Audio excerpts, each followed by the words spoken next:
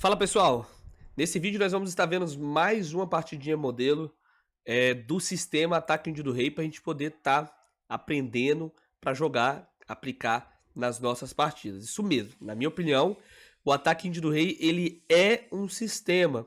E muitos poderiam perguntar, Thales, qual que é a vantagem de se jogar o sistema? Qual que é a desvantagem? O que eu vou dizer para vocês? Grande parte das vezes, jogar um sistema é uma desvantagem para o seu desenvolvimento, para o seu crescimento. É ruim para você estar crescendo, porque o sistema ele te limita.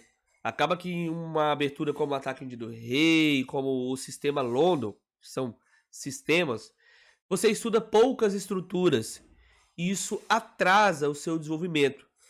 Nós vemos que com aberturas como a francesa que a gente está estudando, que é uma das aberturas aí com melhor reputação, a gente vê que a francesa ela tem muitas estruturas. A gente precisa olhar uma a uma e aprender uma a uma. E isso acaba que é um trabalho um pouco mais árduo, mas é um trabalho que no longo prazo vai trazer pra gente um desenvolvimento maior, tá, pessoal? Temos aqui o grande GM, tá? O GM famoso Vitor Bologan, que vai estar jogando de brancas aí, contra o GM russo Yves Popov, que vai estar jogando a defesa francesa. Dessa vez não vai ser uma transposição da defesa siciliana, foi diretamente a defesa francesa. Seguiu o lance D3, D5 e Dama E2. Muitas pessoas me perguntaram sobre esse lance Dama E2.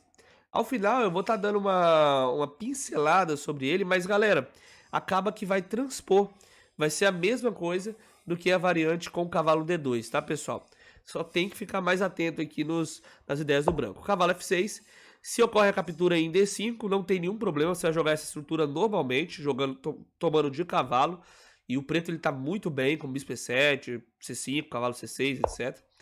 Cavalo F3 foi jogado, bispo E7, G3, C5, bispo G2. A gente vê que vai se aproximando aqui do sistema índio do rei.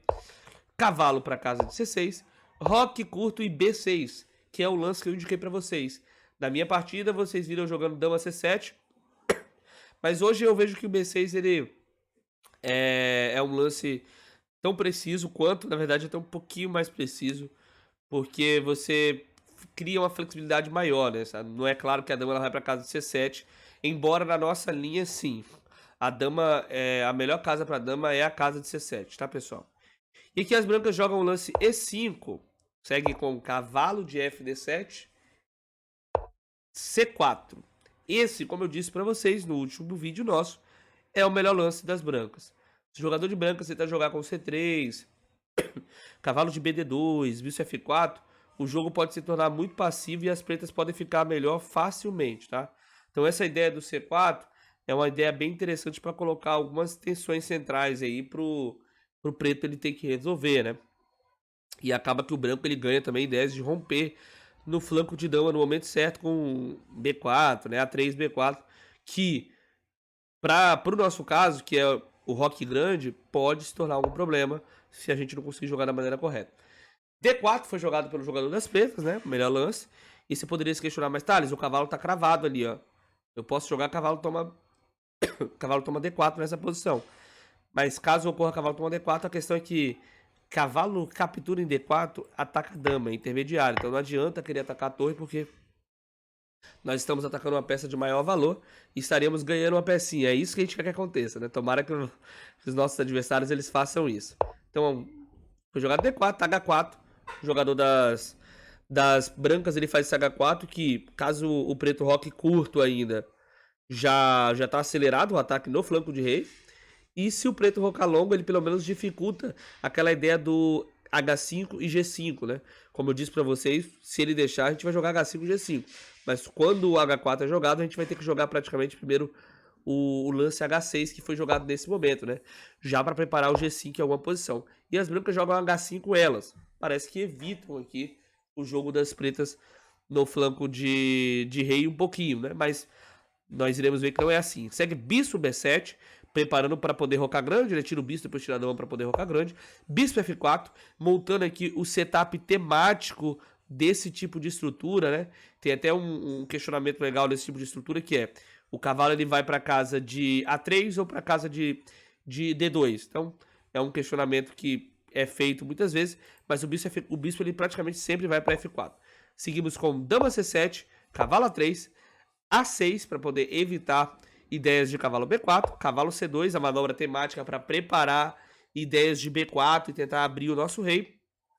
E aqui vem a bomba, que é o lance que eu estou indicando para vocês, roque longo. Você bota fogo no tabuleiro aqui nesse momento.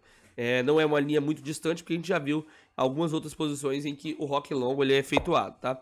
A3, G5 foi jogado, então você vê que o H5 do branco não fez muita diferença, né? O nosso G5 ele chega, eu acho que ele até em situações melhores, porque agora o branco é praticamente obrigado a tomar em passante e FG6, e você já consegue ver que o avanço desses peões vai ser destruidor.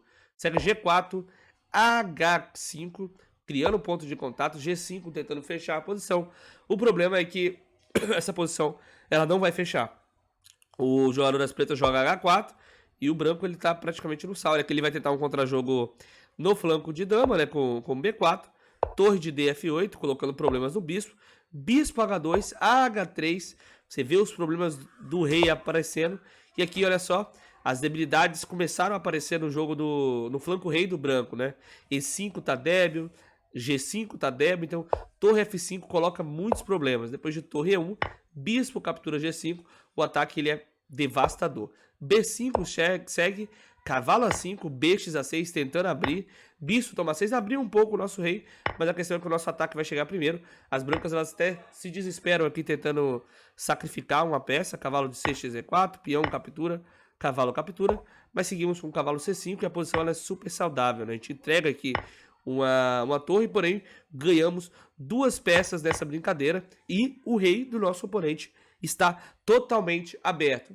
Não faz nem... É difícil dizer aqui que as brancas elas vão conseguir aproveitar essa torre que elas têm de vantagem, né? Essa torre contra duas peças. Já as nossas peças menores, sim, a gente vai conseguir aproveitar. Torre B1, torre G8 ameaçando cheques a descobertos, rei F1 e o primeiro tema tático ele vem, cavalo toma D3, já que se dama captura, seguiríamos com bispo toma C4 e estaríamos ganhando a dama do branco. Então dama F3, bispo para casa de B7, colocando mais problemas, já que o bispo de H1 ele tá caindo, né? E beleza que vai capturar em D3, porém esse bispo ele vai fazer muito falta na defesa, principalmente porque agora as pretas vão ficar com par de bispo e com esse peão de H3 aí muito avançado. Dama XD3, bispo XH1, C5 tentando abrir a posição, segue bispo G2, rei para casa de E2, dama toma C5, o ataque aqui é muito chato, não tem torre C1 porque o bispo está guardando, torre de E para D1, bispo C6, voltando o bispo tentando aproveitar a diagonal, dama para casa de A6 tentando criar algum contra-jogo, rei C7, montando aqui uma defesa para a dama não chegar com algum tipo de cheque que possa ser mais chato do que a gente possa suportar. Dama para casa de D3, torre para casa de D1, e aí agora o ataque ele é devastador, né? Dama E4, você vê que o rei das pretas já está em perigo. Dama H1, rei E2, bispo B5, cheque, e aqui depois de entregar nós temos dama D1, checkmate. Espero que vocês tenham gostado dessa partida modelo. Nós vamos voltar no último vídeo só para pincelar a variante do dama E2, tá bom? Um abraço e até logo.